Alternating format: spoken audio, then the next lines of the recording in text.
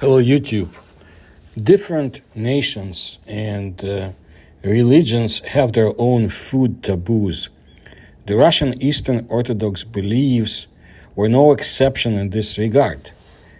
The French mercenary Jacques Margerie, who served Boris Godunov, Russia's Tsar or king, wrote this: "As for bulls and cows, they reproduce just as amazingly, because in all of Russia they do not eat veal at all, because it contradicts their religion.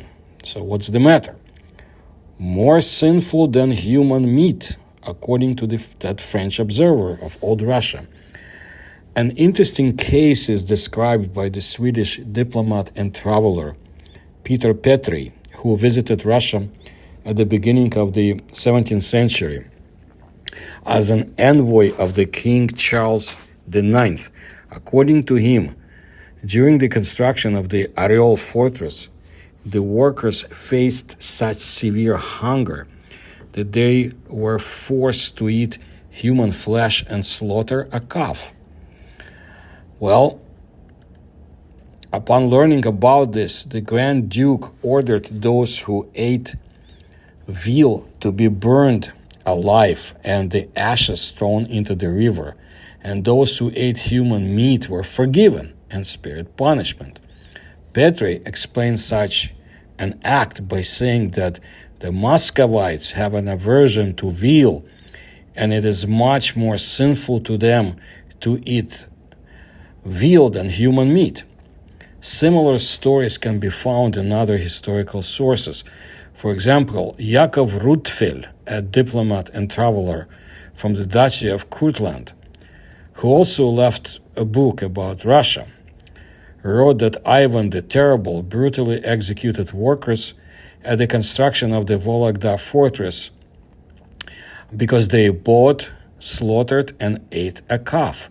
It is said that it was veal that also killed or caused the death of False Dmitry I.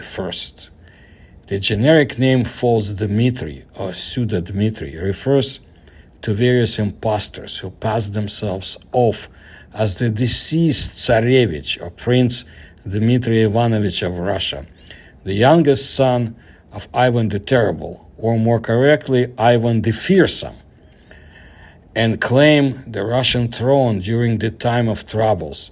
That would be between 1598 to 1613.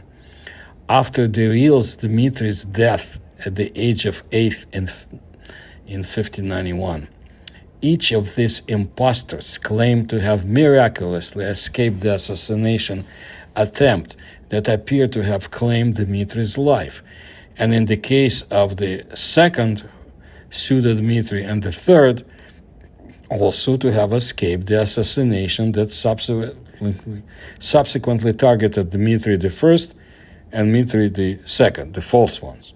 So, false Dmitry I, who lived between the years of 1582 to 1606, and actually became the Tsar of Russia and reigned in 1605 to 1606.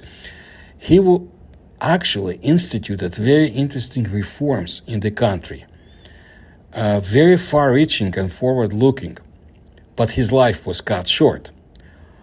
Once, on the Tsar's table, Prince Vasily Shuisky, seeing a dish of veal for the first time, told the false Dmitry that Russians should not be fed with dishes that are vile for them, wrote historian Nikolai Karamzin in his History of the Russian State. Well, the German Konrad Busov, who witnessed those historical events, said that the reason for the uprising against false Dmitry was precisely the news about his eating veal. The people doubted that the Russian sovereign could do such a thing, suspecting that impostor to be a lech, as the Russians referred to the Poles, in a very demeaning manner, by the way. In fact, the religiosity of the ban on veal is questionable. In any case, there is no clear prohibition on the use of this type of meat in any available sources. Here's something else from Russian history. Domostroy, or domestic order, is a 16th century Russian set of household rules, instructions, and advice pertaining to various religious, social, domestic, and family matters of the Russian society. The core Domostroy values tended to reinforce obedience and submission to God, the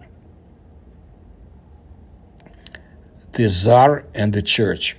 Key obligations were fasting, prayer, icon veneration, and the giving of alms. In the same Domostroy, there are tips on how to properly distribute the meat of a slaughtered cow so that it is enough for autumn and winter, and recipes for pickles, stews, and beef jelly. That's a Russian dish I'll explain in some other video. Were given. Well, the fact that the young were rarely and reluctantly eaten is well explained, for example, by the Soviet ethnologist and folklorist Dmitry Zelenin. Probably the old custom of not eating veal was caused by economic considerations. The calf should be fattened until it gets bigger. Indeed, for a peasant, to slaughter a calf for meat was a real waste. It was only at the turn of the 18th to 19th centuries that the veal began to appear on festive tables. And that's mostly in well-to-do homes, not in peasants' huts. So that was your today's insight into the Russian history. And occasionally I will bring you more such episodes. It's a very interesting, very dramatic, turbulent history of the largest country on the face of this planet. If you like my stories, my research, please support me through the links you will find in description to this video. Please tell others about my channel, and thank you for your attention to my work.